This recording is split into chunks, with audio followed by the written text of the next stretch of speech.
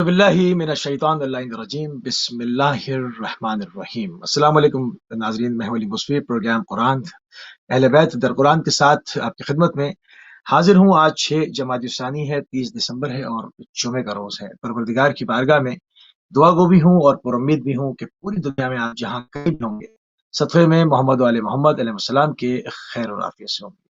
नाज़रीन, आपको हमारे प्रोग्राम के फॉर्मेट का इल्म है। इस वक्त हमारा जो मौजू है आज फ़लसफ़े दीन के ऊपर रहेगा। उन बाज़ इस तरह के मौज़ूआत जिनके ऊपर सवालात इंसान के अज़हान के अंदर जन्म लेते हैं, पैदा होते हैं और उसको जो है वो जानना चाहता है। तो उसी हवाले से जो है वो कुछ पॉइंट्स हम लेकर आपकी खिदमत में हाजिर हुए हैं, उसके ऊपर बात करेंगे। और इन मौज़ूआत के ऊपर हमेशा बात करने के लिए जो शख्सियत हमारे साथ मौजूद रहते हैं, उनकी शख्सियत किसी तारुफ की मोहताज नहीं। हमारे साथ मौजूद हैं नजफ़ अशरफ इराक से आयतुल्लाह सैयद नसीम अब्बास नजवी साहब। क़िबला आपके प्रोग्राम में खुशामदीद कहेंगे, आपकी खिदमत में सलाम अर्ज़ करेंगे। अलैकुम अस्सलाम वरहमतुल्लाहि वबरकातुहू। सलामत रहे मुस्फी साहब। जज़ाकल्लाह क़िबला, जज़ाकल्लाह। और इससे पहले जो हमने फ़लसफ़े दीन किया था, उसमें जो है वो बहुत सारी चीज़ें कि किस तरह से इंसान की जो औलाद है वो आगे बढ़ी है, और इसके अलावा बहुत सारे अंबिया के किस्सों को हमने बयान किया था। आज हम बात करेंगे और थोड़ी सी तबीयती गुफ्तगू के साथ प्रोग्राम को में गुफ्तगू का आगाज़ करेंगे। अच्छे और बुरे इखलाक की वजह क्या होती है? क्यों हर इंसान के पास एक जैसा इखलाक नहीं है? औज़ु बिल्लाहि मिनश शैतानिर रजीम। बिस्मिल्लाहिर रहमानिर रहीम। अल्हम्दुलिल्लाहि रब्बिल आलमीन वस्सलातु वस्सलामु अला सय्यिदिल अंबिया व अला आलिहि तय्यबीन अत्ताहिरीन। अम्मा बादु फ़क़द क़ाल अल्लाहु सुब्हानहु व तआला फ़ी किताबिहिल मजीद। बिस्मिल्लाहिर रहमानिर रहीम। इन्नका लअला खुलुक़िन अज़ीम। सदक़ल्लाहुल अलीयुल अज़ीम। कुरान मुबारक में अल्लाह सुब्हानहु व तआला ने अपने हबीब के अखलाक अज़ीम की गवाही दी है, और ये वो सर्टिफिकेट है जो कायनात में किसी और को नसीब नहीं हुआ। और वो फरमाया परवरदिगार ने कि बेशक ए मेरे हबीब, आपका अखलाक अज़ीम है। अब अखलाक की जब हम बात करते हैं तो इसकी दो पॉइंट्स हैं। पहली किस्म ये है कि अखलाक बेमाना आम, और दूसरी किस्म ये है कि अखलाक बेमाना ख़ास। हमारी सोसाइटी में आम तौर पे जो मुस्कुरा के किसी से मिल लेना, अच्छे रवैये, अच्छा एटीट्यूड, अच्छा अंदाज अगर किसी से कोई पेश आए और उससे मिले तो ये समझा जाता है कि इस बंदे का अखलाक अच्छा है। ये अखलाक बेमाना ख़ास है, यानी एक मुआशरती ज़िंदगी में दूसरे लोगों के साथ कैसे बिहेव किया जा रहा है, इंसान उनके साथ किस ट्रेंड से, किस लहजे से बात कर रहा है, तो ये बेमाना ख़ास है। और बेमाना आम ये है कि इंसान की 24 घंटे की जो ज़िंदगी है, उस ज़िंदगी को उन कवानीन के मुताबिक गुज़ारे जो इस मखलूक को खालिक ने अता की।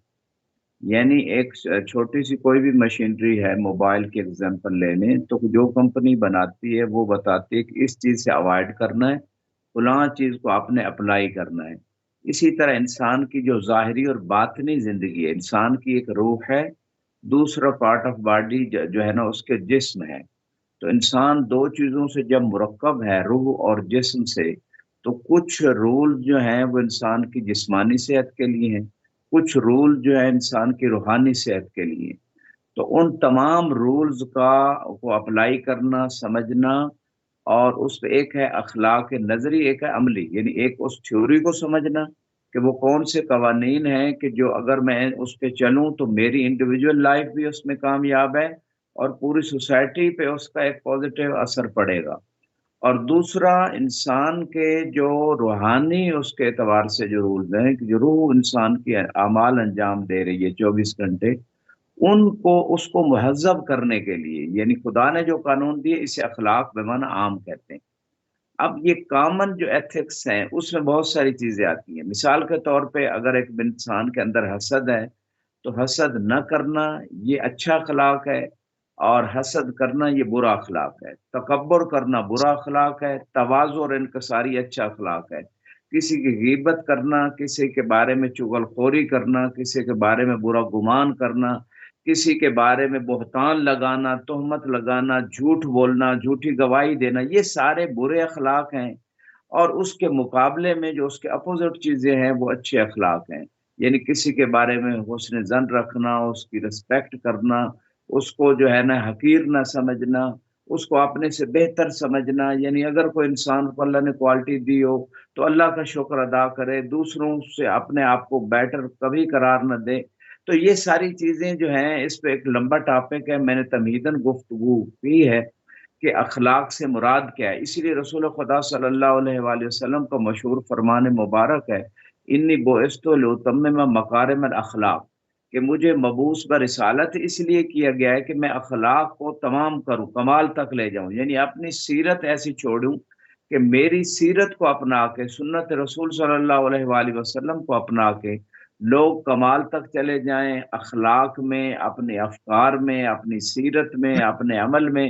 اور اس بات کی طرف خود قرآن مبارک نے بھی بلایا، وَلَقَدْ كَانَ لَكُمْ فِي رَسُولِ اللَّهِ أُسْوَةٌ حَسَنَةٌ، کہ تمہارے لیے رسول خدا کی زندگی میں بہترین نمونہ موجود ہے۔ لہذا جو آپ نے کوشچن کیا کہ اچھے اخلاق اور برے اخلاق کی ریزن کیا ہے، تو میں شارٹ اتنا کہوں گا، اس پہ پوری بکس لکھی گئی، مختصر اتنا کہوں گا چونکہ ہمارا ٹاپک ہے فلسفہ دین، دین کی جو تمام احکام ہیں، اس کی ریزنز کیا ہیں، اس کی کازز کیا ہیں، اس کے اسباب کیا ہیں، ان کو ہم تلاش کرنے کی کوشش کرتے ہیں۔ جیسے کہ آپ نے ابتدائی کلام میں کہا کہ انسان کی نیچر میں ہے کہ وہ سرچ میں لگا رہتا ہے، وہ کہتا ہے یہ کیوں ہے اور وہ کیوں ہے، اور یہ انسان کی نیچر میں یہ چیز موجود ہے۔ لہٰذا اس مقام پہ اگر ہم ان چیزوں کو جان لیتے ہیں تو ہمارا ایمان مزید پختہ ہو جاتا ہے، ہمارے عمل کی رغبت بڑھ جاتی ہے کہ اس کی اگر کاز یہ ہے تو ہم اپنے آپ کو بہتر کرنے کی کوشش کرتے ہیں۔ تو یہاں پہ جو میں عرض کرنے جا رہا ہوں کہ دو چیزیں ہیں، ایک جو بھی اخلاق انسان کا ہے اس میں دو چیزوں کا بیسک جو ہے نا افیکٹ ہے۔ ایک تو یہ ہے کہ انسان کے وراثت میں کچھ اس کو چیزیں ملتی ہیں، وراثتی طور پہ اگر خاندان بہادر ہے تو وہ ممکن ہے اس کی بہادری اس کے اندر کنورٹ ہو، جیسے کہ ام البنین سلام اللہ علیہ کا رشتہ جو مولا علی نے اس وجہ سے چوائس کیا کہ وہ بہادر خاندان کی مستور تھی، تاکہ خدا آگے ایک بہادر بیٹا انہیں دے عباس کی شکل میں اور دین اسلام اور حسین کی نصرت کرے۔ حالانکہ خود مولا علی بھی کائنات کے رسول اسلام کے بعد سب سے بہادر ترین شخصیت ہے، لیکن پھر بھی ماں کا جو اثر ہے وہ ماں کی جیسے سے بھی جو کوالٹیز کنورٹ ہوتی ہیں۔ تو یہ وراثتی کچھ چیزیں ہیں۔ ایک تو یہ ہے کہ اچھا اخلاق، اگر خاندان اچھا ہے، ان کے اندر اخلاق اچھا ہے، ماں باپ کے اندر، ان کے آباء و اجداد کے اندر اچھی کوالٹیز ہیں، روحانی کوالٹیز، جو بھی کافی میں ایک پورا چیپٹر ہے کتاب العقل والجہل، یعنی عقل اور جہالت کے اوپر جو ہے وہ ایک لمبی حدیث ہے امام علیہ السلام کی۔ تو جو اپنے اخلاق کو کامل کرنا چاہتا ہے 72 کوالٹیز ہیں، 72 کوالٹیز اگر ہوں گی اس کے اندر تو اس کا اخلاق کامل، ایمان کامل ہو جائے گا۔ اور دوسری طرف ڈی میرٹس بھی ہیں، 72 ڈی میرٹس ہیں جو جہالت کے لشکر اس کو قرار دیا گیا، اور وہ جتنی ہوگی اتنا برا اخلاق ہوگا۔ تو وہ ایک لمبا چیپٹر، میں یہاں یہ دو چیزیں فقط بتا رہا ہوں کہ ایک تو انسان جو ہے اس کو وراثتی کچھ چیزیں ملتی ہیں، یعنی اگر اس کا اخلاق اچھا ہے تو ممکن ہے وراثتی طور پہ اس کے اندر تواضع ہو، اس کے اندر جو ہے وہ دوسروں کی رسپیکٹ کرنا ہو، انسلٹ کرنا نہ ہو، اذیت دینا نہ ہو، یہ ساری چیزیں۔ اور اسی طرح ڈی میرٹس بھی وراثتی طور پہ آتی ہیں۔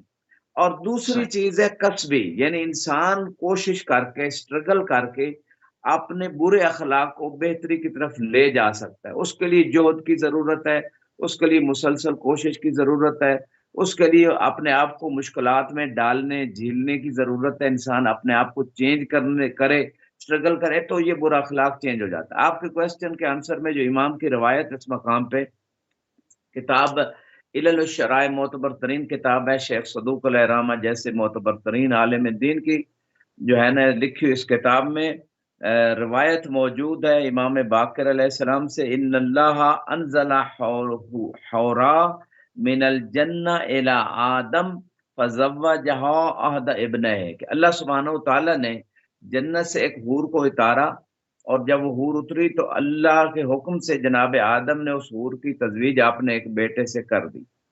وتزوج الآخر الی الجن، اور ایک دوسرے بیٹے کی شادی کسی جن عورت سے ہوئی.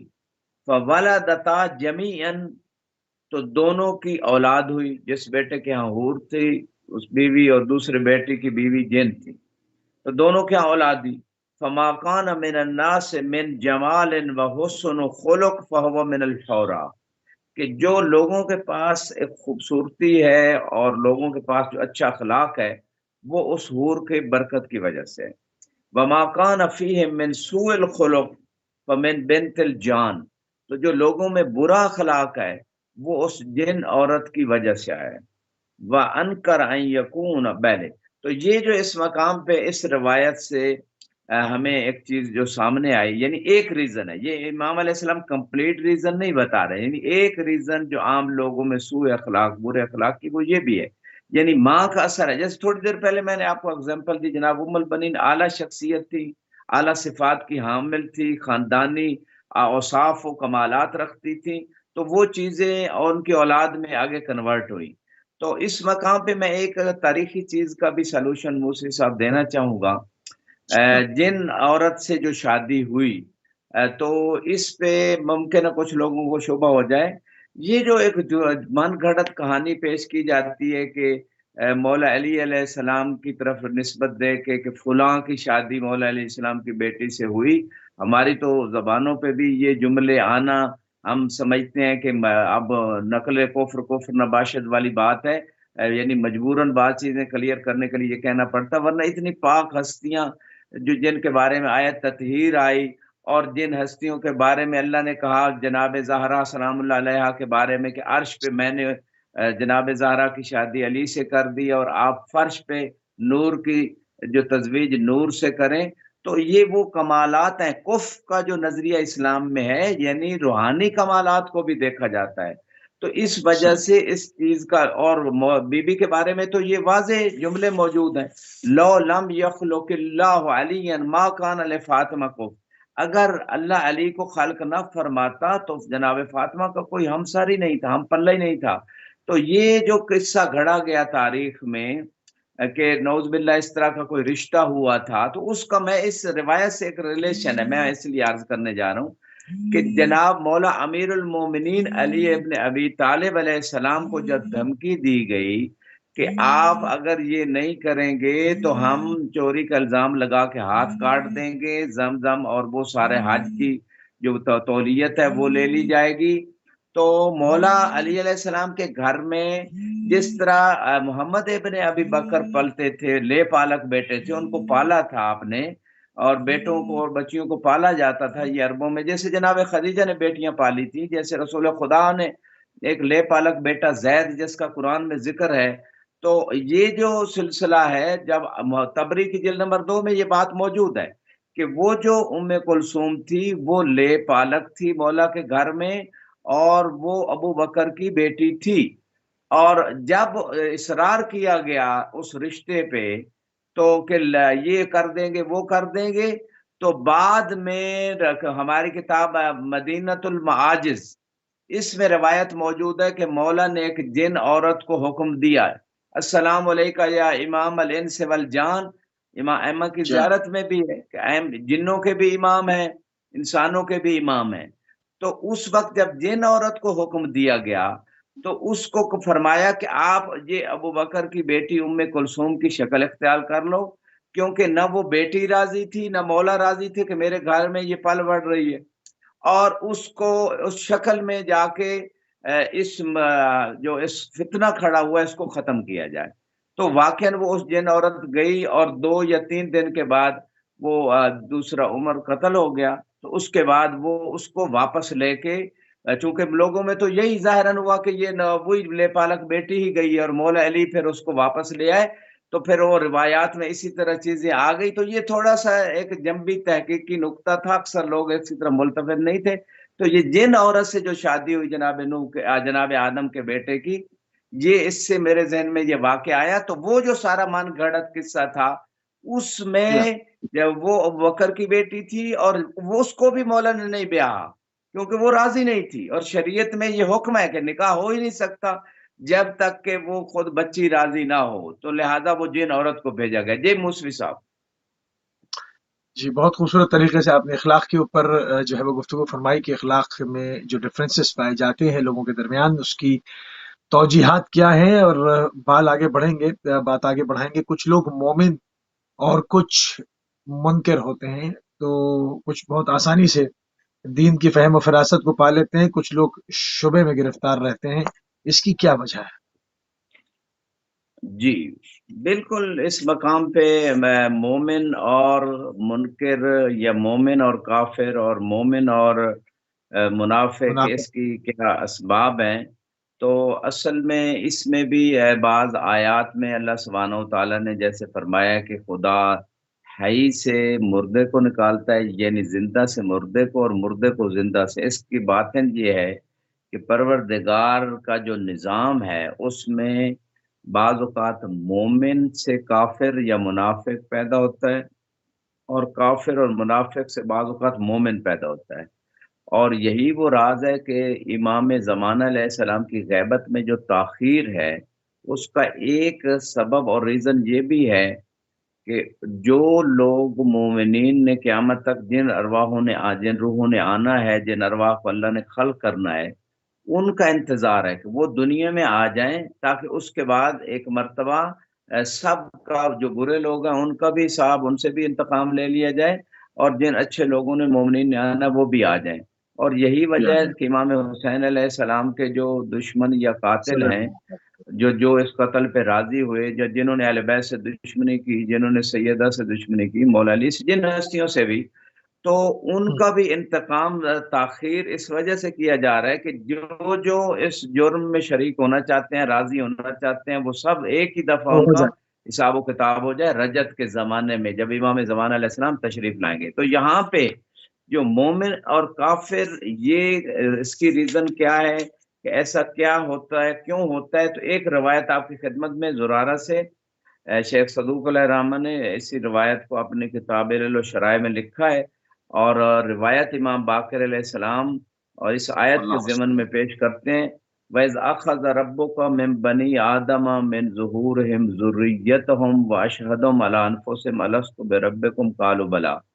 یہ سورہ اعراف کی 172 نمبر آیت میں اللہ سبحانہ و تعالیٰ ارشاد فرما رہا ہے کہ جب تمہارے رب نے، جب تیرے رب نے بنی آدم سے، ان کی پشتوں سے، یعنی جو ان کے ذروں کی شکل میں عالم ذر میں بنی آدم سے یہ عہد لیا، وَأَشْهَدَهُمْ عَلَىٰ أَنفُسِهِمْ، اور ان سے اس بات کی ان کے اوپر گواہی بھی لے لی، الستُ بربکم، کہ کیا میں تمہارا رب نہیں ہوں؟ یعنی آدم علیہ السلام کی تمام اولاد کو ذروں کی شکل میں خدا نے عالم ذر میں نکالا، قرآن یہ کہہ رہے ہیں، اور ان سے بھی یہ پوچھا ان کو معرفت دینے کے بعد کہ کیا میں تمہارا رب نہیں ہوں؟ قالوا بلا، سب نے کہا جی اے اللہ تو ہمارا رب ہے۔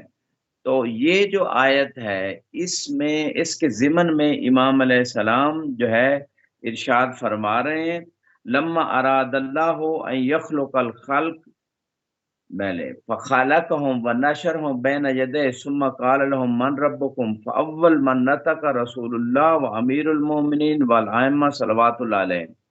جب اللہ نے اپنی ربوبیت کی گواہی لی تو سب سے پہلے محمد صلی اللہ علیہ وآلہ وسلم، امیر المومنین اور ائمہ علیہ السلام نے اس بات کی گواہی دی اور اقرار کیا کہ اے اللہ تو ہمارا رب ہے۔ فقالوا انت ربنا فحملهم على العلم والدین، اسی وجہ سے، چونکہ یہ سبقت کرنے والی ہستیاں تھیں محمد و آل محمد، اسی وجہ سے اللہ نے ان کے ذمہ داری دین کی اور علم کی ذمہ داری ان کو دی، اور ان کو علم اور دین عطا کیا۔ ثم قال للملائکہ ہؤلاء حملت دینی و علمی و امنائی فی خلقی، ملائکہ سے فرمایا کہ محمد و آل محمد میرے دین کو اٹھانے والے اور میری مخلوق میں میرے امین ہیں، وَهُمُ الْمَسْئُولُونَ ثُمَّ قِيلَ لِبَنِي آدم، پھر اس کے بعد تمام اولاد آدم سے خدا نے یہ بات کی، اقروا للہ بالربوبیہ، کہ اللہ کی ربوبیت کا اقرار کرو، وَلِهَؤُلَاءِ نَفَرْ بِالطَّاعَةِ وَالْوِلَایَةِ، محمد و آل محمد کی اطاعت اور ولایت کا اقرار کرو۔ یہ خدا نے عالم ذر میں عہد اور میثاق لیا۔ فقالوا نعم ربنا اقررنا، تو تمام اولاد آدم علیہ السلام نے کہا اے ہمارے رب، ہم نے اس بات کا اقرار کر لیا جو آپ ہم سے لے رہے ہیں، آپ کی ربوبیت اور محمد و آل محمد کی ولایت کا اقرار۔ فقال اللہ جل جلالہ للملائکہ اشہدوا، تو اللہ نے ملائکہ سے کہا کہ یہ جو اولاد آدم تمام جو ہے اقرار کر رہی ہے، ان کے اوپر آپ گواہ بن جاؤ، ان کے اقرار کے اوپر۔ فقالت الملائکہ شہدنا علی ان لا یقولوا غدا انا کنا عن ھذا غافلین، ملائکہ نے کہا ہم گواہ بن گئے تاکہ کل یہ یعنی روز قیامت یہ نہ کہہ سکیں کہ ہم تو اس بات سے غافل تھے کہ اللہ کی ربوبیت اور محمد و آل محمد کی ولایت کا جو ہے نا ہم سے اقرار لیا گیا تھا، اور تباً خدا نے یہ معرفت دے کے یہ اقرار لیا، جبرن نہیں لیا۔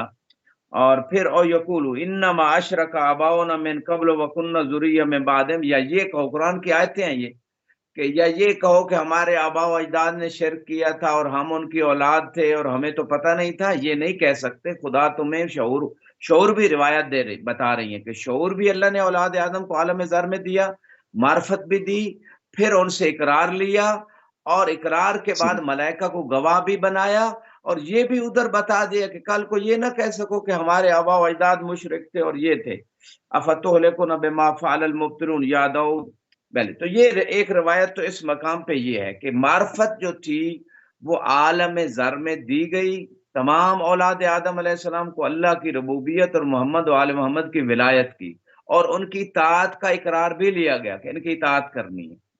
اب دوسری چیز ایک بعض روایات میں ملتی ہے کہ پھر جب ان لوگوں نے اقرار کر لیا تو اللہ نے عملی امتحان بھی وہیں لیا، اور ایک آگ جلائی گئی، اللہ نے فرمایا کہ اب اقرار کر لیے اطاعت کا بھی معرفت کا بھی، اب اس آگ میں داخل ہو جاؤ۔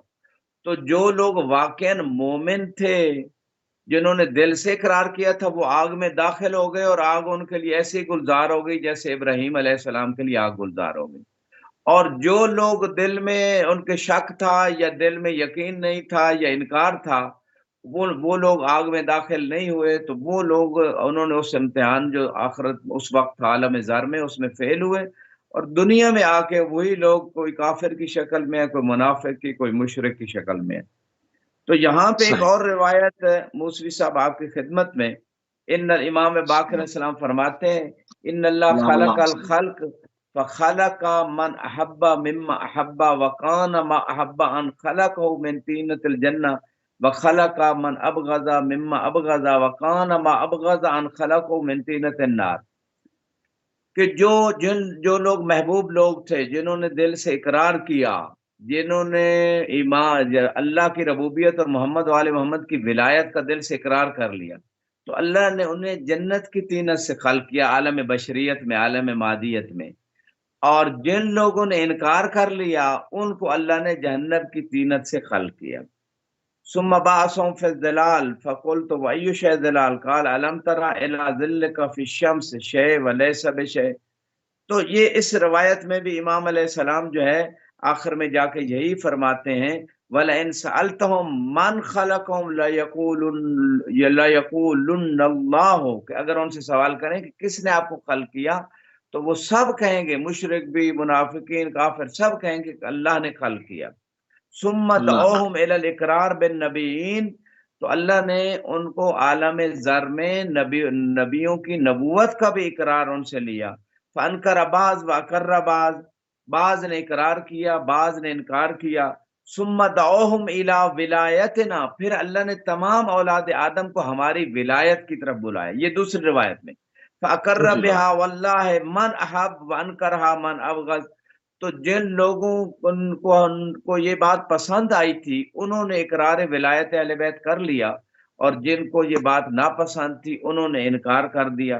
فما کانوا لیؤمنوا بما کذبوا من قبل، تو یہ جو یعنی پہلے جو لوگ، آیت کہہ رہی ہے پہلے جو لوگ تکذیب کر رہے ہیں ولایت اہل بیت کی یا اللہ کی ربوبیت کی، وہ بعد میں دنیا میں آ کے ایمان لانے والے نہیں ہیں۔ تو نتیجہ یہ نکلا اس پوری ان چند روایتوں کا کہ جو ایمان اور نفاق اور کفر و شرک، یہ جو ساری قسمیں لوگوں کی دنیا میں، اصل میں یہ عالم ذر میں جو انہوں نے معرفت کے بعد ایمان کو عملی طور پہ ثابت کیا یا انکار کیا، اس امتحان میں پاس ہوئے یا فیل ہوئے، وہ معرفت تھی، اس عالم زر کو یہاں عملی صورت میں پیش کرنے آئے، تاکہ روز قیامت جب جائیں تو یہ نہ کہہ سکیں کہ ہمیں تو معرفت نہیں تھی، ہمیں تو پتہ نہیں تھا، سب کو خدا نے معرفت دی تھی، سب پہ حجت تمام کی۔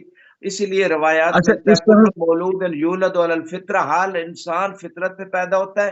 اور فطرت کے بارے میں سوال کیا گیا تو امام نے فرمایا ہی الاسلام، فطرت جو ہے وہ اسلام ہے۔ اور بس آخری بات پھر آپ جو فرمانا چاہیں کہہ سکتے ہیں موسی صاحب۔ میں یہ تھوڑا سا ایڈ کرنا چاہوں گا کہ بعض روایات میں ہے کہ شیعوں کی تعداد معین ہے۔ امام علیہ السلام کے پاس شخص آتا ہے، کہا میں آپ کے شیعوں میں سے، امام نے کہا آپ میرے شیعوں میں سے نہیں ہو، عالم زر میں آپ کا نام نظر نہیں آ رہا ہمارے شیعوں میں، ہمیں ان کے ناموں کا پتہ، ان کے آباء و اجداد کے ناموں کا پتہ ہے، اور تیری جو حاجت ہے وہ میں پوری کر دیتا ہوں، لیکن شیعہ وہی ہیں جو ہوں گے۔ لہٰذا یہ جو چینلز پہ ہم پروگرامز کرتے ہیں، کتابیں لکھتے ہیں، تقریریں کرتے ہیں، یہ فقط حجت تمام کرنے کے لیے، تاکہ کوئی شبے میں نہ رہے، کسی کو غفلت میں اگر ہے تو غفلت سے باہر آ جائے، ورنہ جو مومنوں کی تعداد ہے اتنی ہے، نہ کم ہے نہ زیادہ ہے۔ اور دوسرے جو بعض لوگ پریشان ہو جاتے ہیں کہ بھئی یہ لوگ منافق کیوں ہیں، تو وہ عالم زر سے منافق آ رہے ہیں۔ جی مصری صاحب۔ صحیح۔ اچھا اس میں جس طرح کا یہ فلسفہ ہمارے کیا بیان ہو رہا ہے اور اس میں آپ روایات پیش کر رہے ہیں ہمیں معصومین السلام سے، تو جس طرح سے قرآن میں ہے کہ ان اللہ حدید الاسلام، اسلام تو ایک ہی تھا، صرف شریعتوں کے نام تبدیل ہوتے رہے، یہ سب کچھ اسلام تھا۔ تو کیا اسی طرح سے روایات مسیحیت، یہودیت اور تمام جو آسمانی جو مذاہب کہتے ہیں یا دعویٰ کرتے ہیں، اس میں اس طرح کی روایت ہے کہ وہ عالم زر کو یقین رکھے کہ عالم زر میں ہم نے وعدہ کیا تھا، کیونکہ اگر اس وقت جو لوگ حضرت موسیٰ کے زمانے میں ان پر ایمان لائے وہ اس وقت کے مومنین تھے، جو حضرت عیسیٰ کے اوپر ایمان لائے وہ اس وقت کے مومنین تھے، اور اس کے بعد رسول خدا صلی اللہ علیہ وآلہ وسلم کے اوپر جو ایمان لائے وہ اس وقت کے مومنین ہیں، اور وہ امت آج تک اور قیامت تک رہے گی کیونکہ اب خاتم النبیین ہے۔ تو کیا اس طرح کا فلسفہ پچھلی آسمانی مذاہب اور امتوں میں بھی رہا؟ اس میں ذکر ہوتا ہے عالم زر کا؟ جی اس کو واضح بالکل، یہ فرما۔ قرآن، جزاکم اللہ، بہت اچھا کوشچن کیا۔ یہاں پہ جو تھوڑی دیر پہلے میں نے چند آیات پڑھی یہی عالم زر کی، یہ خود قرآن کی آیات بتا رہی ہیں کہ تمام اولاد آدم سے یہ اقرار لیا گیا، حتیٰ انبیاء سے، آخری نبی کی نبوت، 12 ائمہ کی امامت و ولایت کا یہ تو اقرار لیا قرآن گیا کی روح سے ہے نا، کہ یہ تو قرآن کی روح سے ہے۔ کیا اس کے اوپر عیسائی اور یہودیت بھی یقین رکھتے ہیں؟ ان کی کتابوں میں بھی اشارہ ہے؟ وہ تو مصری صاحب اگر یقین رکھتے ہوتے یا ان کی کتابوں میں تو یقیناً یہ بات موجود ہے، اگر وہ یقین رکھتے ہوتے تو پھر آخری نبی اور 12 ائمہ کی امامت کو مان لیتے۔ یقین تو وہ نہیں رکھتے اس دور کے جو لوگ ہیں، لیکن ان کی کتابوں میں یہ چیزیں ضرور ہیں، موجود ہیں، آخری نبی کی نبوت اور 12 ائمہ کی ولایت، سب انبیاء نے اس بات کو پہنچایا ہے، وہ تو سب ٹھیک ہے، انبیاء کو عالم زر کا، پہنچایا ہے، اور ان کی عالم اصلی زر۔ کتابوں میں یہ چیزیں موجود ہیں، کیونکہ اس کے اوپر ہمارے پاس جو اتھینٹک اس وقت کتاب موجود ہے تحریف کے بغیر وہ قرآن مبارک ہے، اور قرآن مبارک میں یہ بات موجود ہے کہ جناب پچھلے انبیاء سے یہ کہا گیا، وہ اپنی امتوں سے کہتے تھے یا نہیں، وہ تو من ولایت کی بعد۔ بات کر رہے ہیں نا آپ، وہ تو ولایت کی جی بات فرما رہے ہیں نا آپ، وہ تو ٹھیک ہے۔ عالم زر کے کانسیپٹ پہ بات کر رہا ہوں، جس طرح ہم یقین رکھتے ہیں کہ وہاں پر عہد لیا اس لیے ہم یہاں پر اس مذہب کے ساتھ پیدا ہو گئے، تو کیا ان مذاہب میں بھی عالم زر کا ذکر انبیاء ما سبق نے کیا یا صرف خاتم النبیین نے کیا؟ یقیناً ان انبیاء کی جو رسالات تھیں انہوں نے اس عالم زر کا تذکرہ کیا، کیونکہ قرآن میں یہ جو آیتیں بتا رہی ہیں اس سے یہ بات کشف ہو رہی ہے۔ دیکھیں یہ آیت ہے اس مقام پہ، شہدنا علی ان لا یقولوا غدا انا کنا عن ھذا غافلین، ملائکہ کہہ رہے ہیں ہم نے یہ گواہی دی کہ کل یہ نہ کہہ سکے کہ ہم اس بات سے غافل تھے۔ اس کا مطلب یہ ہے کہ جب قرآن میں، اور پھر اگلی آیت میں انما اشرک آباؤنا، کل یہ نہ کہہ سکو کہ ہمارے آباء و اجداد نے شرک کیا، من قبل، اس سے پہلے، وکننا ذریہ من بعدہم، ہم ان کے بعد ان کے اولاد تھے۔ تو یہ جو باتیں قرآن ذکر کر رہا ہے اس سے اشارہ مل رہا ہے کہ سابقہ کتابوں میں بھی یہ باتیں تھیں، جو آسمانی کتابیں، کہ اس بات سے صحیح، غفلت میں نہ ہو جاؤ جو عالم زر میں تھا۔ جی مصر صاحب۔ صحیح۔ اچھا عالم زر کے وعدے کا انسان کو اس وقت یاد کیوں نہیں ہے کہ وہ اس سے کہا جائے کہ آپ نے وعدہ کیا تھا تو اس کو پورا کریں؟ اب یاد تو کسی کو بھی نہیں ہے۔ بہت قیمتی سوال کیا موسی صاحب آپ نے۔ میں یہاں پہ اس میں تھوڑا سا یہ ایڈ کرنا، ایک مشہور حدیث ہے، ان المولود یولد علی الفطرہ وابواہ یہودان و یمجسان و ینصران، کہ ہر بندہ جو ہے نا وہ فطرت پہ پیدا ہوتا ہے، اور فطرت یہ ہے دین اسلام. جیسے کہ آپ نے کہا دین ایک ہی ہے، اور دین کیا ہے؟ اللہ کی، یعنی اسلام ایک ہی ہے، ہمیشہ سے آ رہا ہے. اللہ کی وحدانیت، نبی کی نبوت اور قیامت پہ اعتقاد، اور شریعتیں بدلتی رہیں. تو ہر بندہ دین پہ خدا نے اس کو پیدا کیا، وہ دین کی معرفت لے کے آتا ہے. تو لیکن جو اس کو ایٹماسفیئر ملتا ہے، جو ماحول ملتا ہے، اس میں وہ اس کے والدین اس کو مجوسی، یہودی، نصرانی یا کچھ اور بنا دیتے ہیں. یہ روایت کہہ رہی ہے.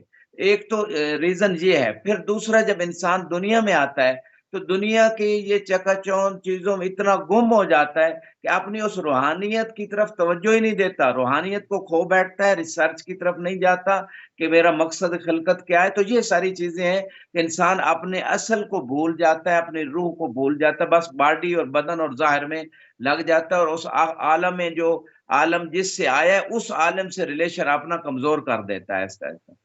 جی مصری صاحب. صحیح. اگر ہم اس کو اس طرح سے دیکھیں کہ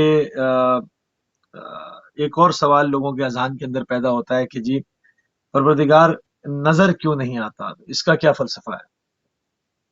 جی میں جو کچھ روایات بھی آپ کی خدمت میں پیش کر دیتا ہوں، لیکن اس مقام پہ تھوڑی سی ایک عقلی سی بحث بھی ہے، کیونکہ اللہ سبحانہ و تعالیٰ غیر محدود ہے، اور جو غیر محدود ہے اور وہ ہر جگہ موجود ہے. کوئی ایک خاص جگہ معین نہیں ہے کہ خدا اس جگہ ہے. تو جب ہر جگہ ہے تو جس چیز کو دیکھا جاتا ہے اس کا پہلی تو بات ہے جسم ہوتا ہے، اور خدا جسم سے بری ہے، منزہ ہے، موجود ہے لیکن بغیر جسم کے. اور پھر دوسری بات یہ ہے کہ جو موجود ہوتا ہے، جس کو دیکھنا ہوتا ہے، اس کی ایک خاص یعنی ڈائریکشن ہے، ایک خاص جہت ہے. تو جس چیز کو خاص جہت کی طرف دیکھا جائے گا تو دوسری جہتیں اس سے خالی ہو جائیں گی، حالانکہ اللہ ہر جگہ موجود ہے. تو یہ چند ایک عقلی باتیں ہیں. مزید میں روایت کی روشنی میں آپ کی خدمت میں پیش کر دیتا ہوں کہ خدا کو دیکھا کیوں نہیں جا سکتا. قرآن میں بھی بعض آیتیں ہیں جب موسیٰ علیہ السلام کی قوم نے کہا کہ ہم بالکل ایمان نہیں لائیں گے حتی نر اللہ جہرتن، یہاں تک کہ ہم آنکھوں سے اللہ کو دیکھ لیں. تو اللہ نے جناب موسیٰ سے یہ بات کی کہ اے موسیٰ، اس قوم سے کہہ دے لن ترانی، تو ہمیں ہرگز نہیں دیکھ سکتا. خطاب موسیٰ علیہ السلام سے تھا لیکن بتایا قوم کو جا رہا تھا، کیونکہ موسیٰ علیہ السلام کی یہ طلب نہیں تھی. موسیٰ تو جانتے تھے کہ اللہ کو نہیں دیکھا جا سکتا.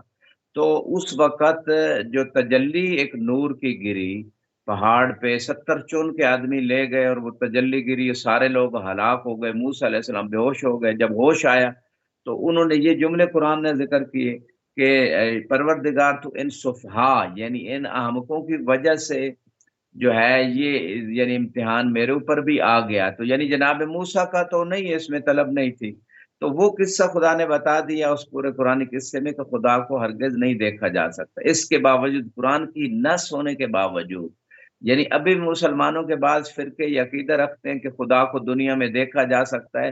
بلکہ اس مقام پہ ایک بہت بڑے مذہب کے جو فقی امام ہیں، جو اس وقت زیادہ جس کی پیروکاری ہو رہی ہے فقی مسائل میں، اس کے بارے میں یہاں تک ملتا ہے کہ وہ اس نے کہا کہ میں نے 100 مرتبہ اللہ کو خواب میں دیکھا ہے. بھائی اللہ کا کوئی جسم نہیں ہے، اللہ کوئی محدود نہیں ہے، تو خواب میں کیسے دیکھا؟ اور پھر کچھ لوگ کہتے ہیں جی قیامت کے دن خدا نظر آئے گا. تو وہ خدا کے بعد جو کچھ آیتیں ہیں اس سے مراد ہے کہ خدا کی رحمت ہوگی، نہ کہ اللہ قیامت کے دن نظر آئے گا. تو یہ ایک لمبی بحث ہے خدا کی رویت کے بارے میں. تو یہاں پہ ایک روایت آپ کی خدمت میں پیش کر دیتا ہوں. کسی بندے نے سوال کیا تھا امام سے کہ اللہ تعالیٰ حجاب میں کیوں ہے، نظر کیوں نہیں آتا؟ تو امام نے فرمایا ان الحجاب عن الخلق لکثرت ذنوبہم فاما هو فلا تخفى علیہ خافیہ فی اناء اللیل والنہار، کہ خدا کی قدرت اور خدا کا علم، خدا کی نشانیاں تو ہر جگہ ہیں. یعنی سنوریہم آیاتنا فی الآفاق وفی انفسہم حتی یتبین لہم انہ الحق، کہ ہم اپنی نشانیاں پوری کائنات میں اور خود ان کی ذات میں دکھائیں گے یہاں تک کہ ان کو یہ واضح ہو جائے کہ اللہ حق ہے، اللہ ثابت ہے، اللہ موجود ہے. تو یہ جو نشانیاں یعنی خالق کی نشانیاں، اس کی مخلوق میں یعنی خدا کی قدرت نظر آتی ہے کہ قادر ہے تو خلق کیا، علم ہے تو خلق کیا، علم کے بغیر تو خلق نہیں ہو سکتی چیز، قدرت کے بغیر خلق نہیں ہو سکتی، وجود کے بغیر خلق نہیں ہو سکتی۔ تو یہ جو خدا کا وجود ہے، یعنی وہ باطن بھی ہے ظاہر بھی ہے، اس کی صفات میں سے ظاہر اپنی صفات کے ذریعے سے ہے کہ اس کی قدرت، اس کا علم ہر جگہ ہر مخلوق میں نظر آتا ہے۔ اس لیے تو مولا علیہ السلام نے فرمایا وما رأیت شیئا الا رأیت اللہ قبلہ وما هو بعدہ، ہر چیز کو جس کو بھی میں دیکھتا ہوں تو مجھے اللہ یاد آتا ہے، اس شے سے پہلے بھی، اس کے ساتھ بھی، اس کے بعد بھی، کیونکہ اس چیز کو دیکھ کے، مخلوق کو دیکھ کے خالق کی یاد آتی ہے، مخلوق کو دیکھ کے خالق کی قدرت اور علم کا پتہ چلتا ہے، خدا کی حیات کا پتہ چلتا ہے، خدا کے وجود کا۔ تو یہاں پہ یہ ساری چیزیں جو ہیں امام علیہ السلام یہاں پہ بتانا چاہتے ہیں فَلِمَ لَا تُدْرِكُ حَاسَّةُ الْبَصَرِ، تو یعنی بس امام سے بھی پوچھا گیا حل رأیت ربک، مولا علی سے پوچھا کیا آپ نے اپنے رب کو دیکھا ہے؟ امام نے فرمایا لم اعبد ربن لم اراہو، کہ میں ایسے رب کی عبادت نہیں کرتا جسے میں نے دیکھا نہ ہو۔ تو پھر اس کے فوراً بعد فرمایا کہ اسے ابصار نہیں دیکھ سکتی، جیسے قرآن نے بھی کہا لا تدرک الابصار، اللہ کو جو ہے وہ آنکھیں نہیں دیکھ سکتی۔ میں نے خدا کو رؤیہ قلبیہ یعنی بصیرت سے پہچانا ہے، بصیرت سے اس کی معرفت حاصل کی ہے، بصیرت کی رؤیہ ہے، نہ کہ بصر کی رؤیہ ہے۔ تو رؤیت سے مراد دیکھنا۔ تو یہاں پہ جو امام علیہ السلام فرماتے ہیں جب اس نے سوال کیا کہ کیوں نہیں آنکھوں سے دیکھا جا سکتا، تو امام فرماتے ہیں للفرق بینہ و بین خلق ہی، تاکہ یہ فرق رہے کہ اللہ اور مخلوق کے درمیان، مخلوق کو آنکھوں سے دیکھا جا سکتا ہے، اللہ کو نہیں دیکھا جا سکتا۔ بعض اوقات امام کسی سائل کو اس کی قدر عقل کے مطابق جواب دیتے ہیں، اتنا زیادہ دقیق، کیونکہ وہ سمجھ نہیں پائے گا، لہذا اس انداز سے امام اس کو سمجھا رہے ہیں۔ تو پھر اس نے سوال کیا فحد ہی لی، تو اللہ کی پھر حد بیان کریں کہ اللہ کی حد کیا ہے، اللہ کی تعریف کیا ہے، ہم کیسے پہچانیں جب ہم دیکھ نہیں سکتے؟ تو امام نے فرمایا انہ لا یحد، اللہ کی کوئی حد نہیں۔ قال لما، تو وہ زندیق تھا، منکر تھا خدا کا، وہ سوال کر رہا تھا کیوں اللہ کی حد نہیں ہے؟ قال لأن کل محدود متناہ الی حد، جیسے نہج البلاغہ کے پہلے خطبے میں امام علی علیہ السلام نے بھی تقریباً یہی باتیں اسی انداز میں کچھ الفاظ کے تغیر کے ساتھ بیان کی ہیں کہ جو بھی جس کی حد ہوتی ہے وہ متناہی ہوتا ہے، غیر متناہی نہیں ہوتا۔ فیضا احتمل التحدید احتمل زیادہ، اگر ایک کسی چیز کی بھی حد بندی ہو جائے کہ یہاں تک ہے، اس کے آگے نہیں ہے، تو اس کا مطلب ہے اس میں مزید کچھ آگے زیادہ ہو سکتا ہے۔ فیضا احتمل زیادہ احتمل نقصان، جس چیز کی حد بندی ہو اگر اس میں زیادہ کا احتمال ہے تو کم کا بھی احتمال ہے۔ فهو غیر محدود، اللہ غیر محدود ہے، ولا متزاید، نہ وہ زیادہ ہوتا ہے، ولا متجزی، نہ اس کے جز ہیں، ولا متوہم، نہ وہ وہم و گمان میں آتا ہے۔ تو اس روایت میں امام علیہ السلام نے ایک وجہ بیان کر دی کہ ایک عقلی وجہ بھی یہاں پہ بیان کر دی کہ وہ غیر محدود ہے، اور محدود غیر محدود کو کیسے درک کر سکتا ہے، اور جو جس کو دیکھا جاتا ہے وہ ایک جہت میں ہو جاتا ہے، اور اسی طرح اور کچھ فلسفہ بیان کیا۔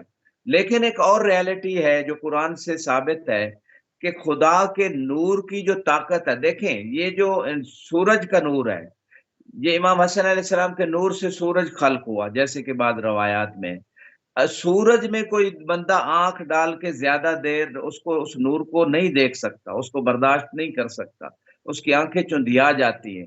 تو خدا کا نور، جس نور کی حقیقت کو سمجھنا ہماری عقلوں سے ہی بالاتر ہے، اس نور کی طاقت، اس کی پاور، وہ جو ایک تجلی گری تھی، وہ بھی بعض روایات میں ہے کہ محمد وآل محمد کے نور کی تجلی تھی، تو اس تجلی کو وہ برداشت نہ کر سکے تھے جو موسیٰ علیہ السلام کی قوم تھی، تو اللہ کے نور کو کون کیسے برداشت کر سکتا ہے؟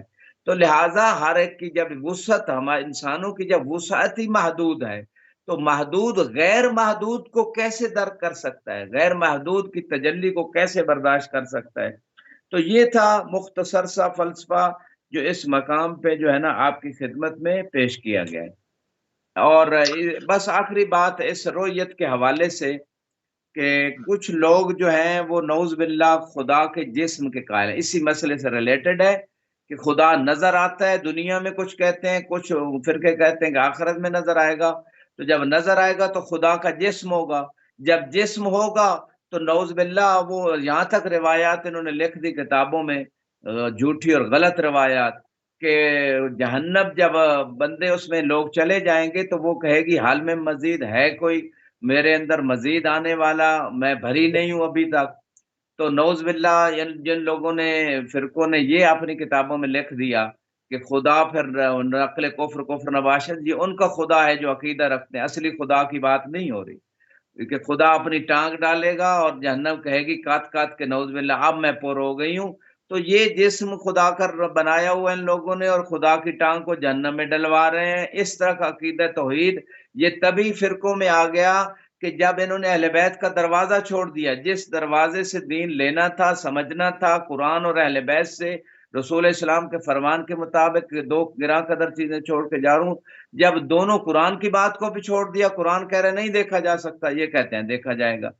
تو ڈاکٹر اقبال نے پھر وہی بات کی نا، عجب بے توفیق ہے جو ہے نہیں، یعنی ان کی عجیب توفیق ہے، خود بدلتے نہیں قرآن کو بدل دیتے، یعنی اپنا عقیدہ نہیں چینج کرنا قرآن اور اہل بیت کے مطابق، بلکہ اپنے قرآن کو، قرآن کے معنی اور مفاہیم کو اپنے عقیدے پہ ڈالنے کی کوشش کریں۔ یہ مصیبت ہے معاشرے کی جس کی وجہ سے لوگ گمراہ ہوئے۔ جی موسی صاحب۔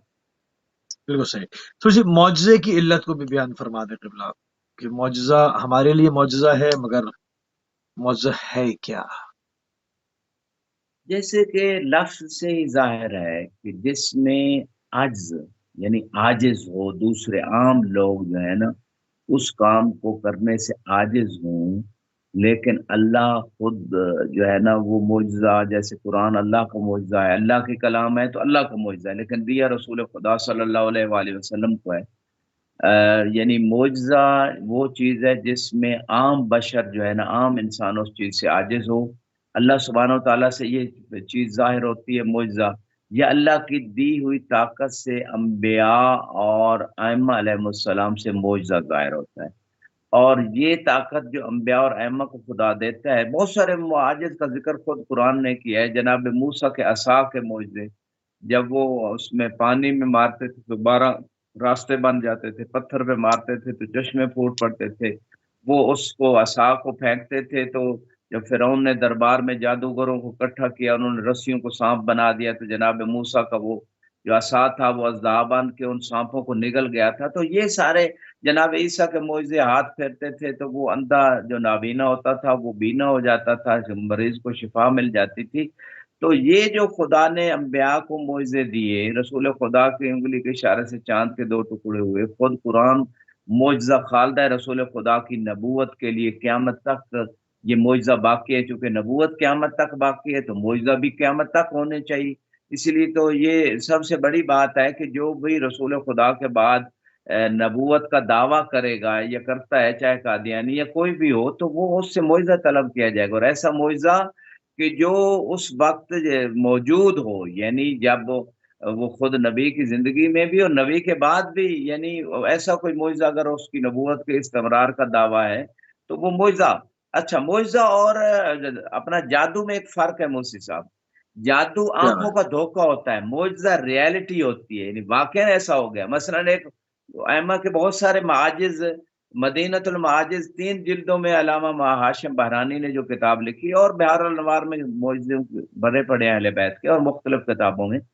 تو یہ جو معجزہ ہے ائمہ علیہ السلام کے، مثلا درخت خشک تھا فوراً سر سبز ہو گیا، اوپر کھجور آ گئی، یا گٹھلی زمین میں ڈالی فوراً وہ کھجور کا درخت بن گیا، کھجوریں آ گئی اتار کے کھلا دی، تو یہ واقعا انہوں نے کھائی کھجوریں اور ٹیسٹ بھی محسوس کیا اور ساری چیزیں یہ ایسی ہوئی، تو یہ ہوتا ہے معجزہ۔ جادو ہے دھوکہ، جیسے ہم بچپن میں اسکول میں دیکھتے تھے کچھ لوگ جو ہے نا وہ ہاتھ میں کاغذ اور اس کو کبھی کبوتر بنا کے دکھا دیتے تھے اور کبھی کوئی اور چیز بنا کے اڑا دیتے تھے، تو وہ آنکھوں کا دھوکہ ہوتا ہے۔ تو یہ فرق ہے شعبدہ بازی اور معجزے میں۔ اور یہاں پہ ایک اور ڈیفرنس بھی بیان کروں گا کہ معجزہ اور کرامت میں کیا فرق ہے۔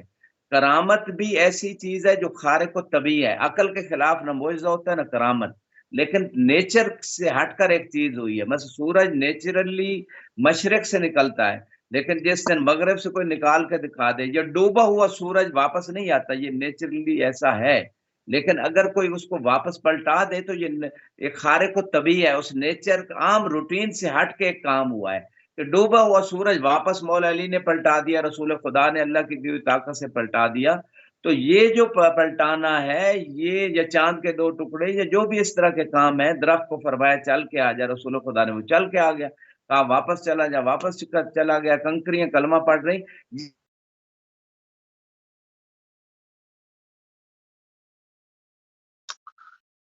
جی ناظرین، گفتگو کا سلسلہ قبلہ کے ساتھ جاری و ساری ہے۔ لانگ ڈسٹینس کال کی وجہ سے تھوڑی سی معذرت خواہ ہیں، اور انشاءاللہ ابھی ہمارا نیچر سے، یعنی کہنا یہ چاہتا ہوں اس مقام پہ کہ جو کرامت اور معجزے میں فرق ہے، کرامت اور معجزے میں جو فرق ہے وہ یہی ہے کہ کرامت غیر معصوم سے بھی ہو سکتی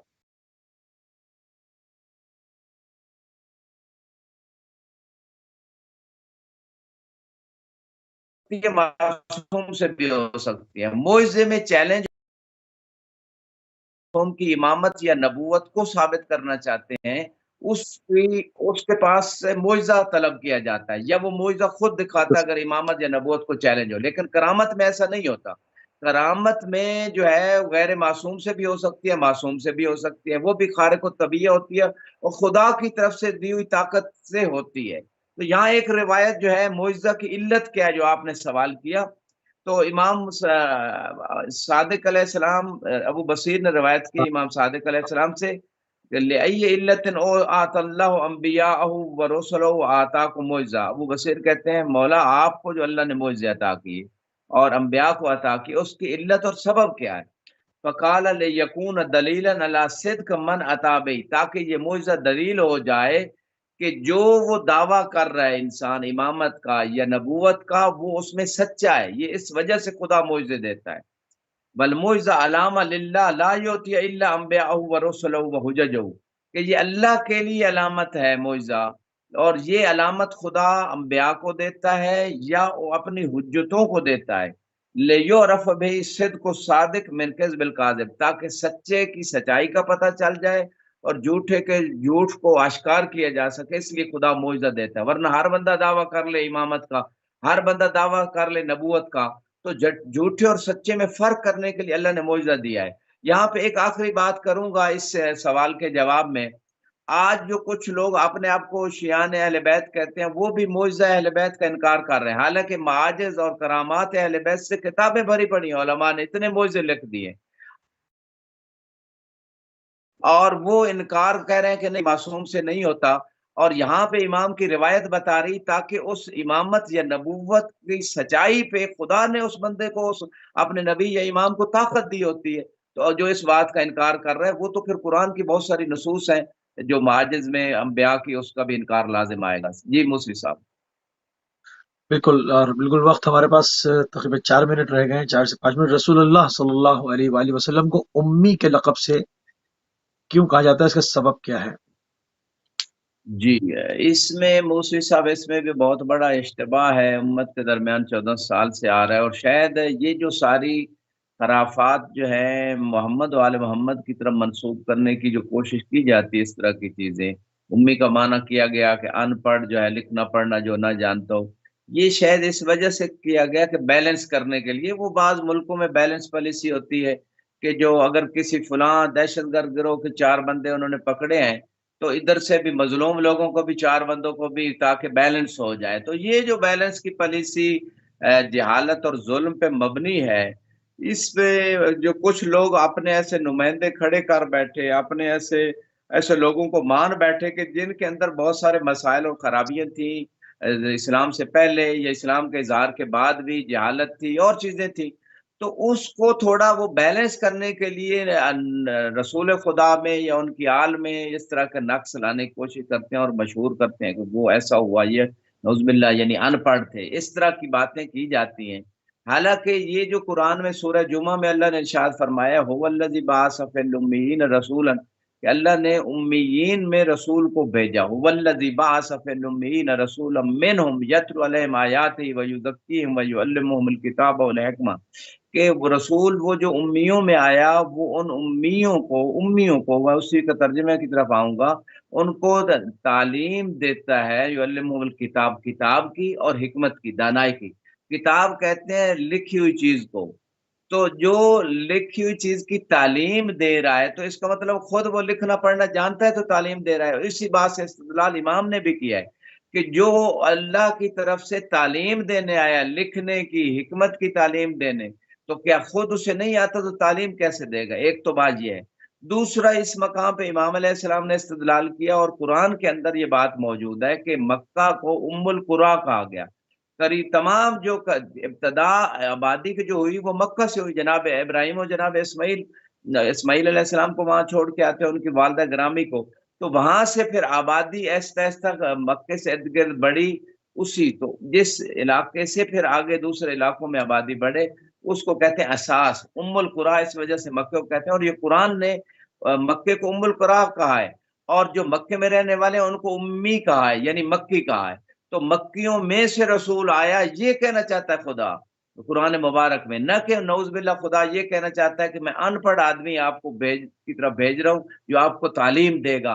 کائنات میں کہیں کسی کالج، یونیورسٹی، اسکول میں ایسا ہوا ہے کہ ان پڑھ بندے کو اسکول کا ٹیچر، لیکچرار یا پروفیسر لگا دیا گیا ہو؟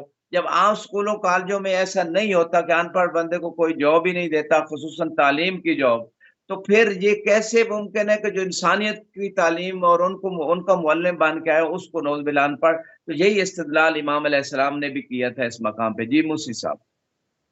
بہت شکر گزار ہیں قبلہ، انتہائی مشکور ہیں اور انتہائی ممنون ہیں. پوائنٹس تو اور بہت ہیں، انشاءاللہ اگلے فلسفہ دین میں اس کو شامل کریں گے کیونکہ ہمارے پاس دامن وقت میں مزید سے جو ہے وہ گنجائش نہیں ہے. ہم انتہائی مشکور ہیں، ممنون ہیں جناب قبلہ آیت اللہ سید نسیم عباس نجوی صاحب کا. آپ ہمیشہ نجف اشرف عراق سے ہمیں اپنا قیمتی ٹائم دیتے ہیں. ناظرین اسی کے ساتھ پروگرام کو اختتام کی طرف لے کر جائیں گے، اور فلسفہ دین میں جو ہماری گفتگو ہوتی ہے اور اس میں ہم عموماً وہ پوائنٹس ضرور رکھتے ہیں اور ان کو پیورٹی کے اوپر رکھتے ہیں کہ وہ جو آپ کے اذہان میں ایسی چیزیں پیدا ہوتی ہیں ان کے سوالات آپ کو دیے جائیں. تو ہم نے اس پہ کوشش کی اپنے وقت میں رہتے ہوئے، اور انشاءاللہ اگلے جو رہ گئے ہیں وہ بعد میں اس کے اوپر ہم ضرور بات کریں گے. اس وقت آپ سے اجازت چاہیں گے. ہماری آپ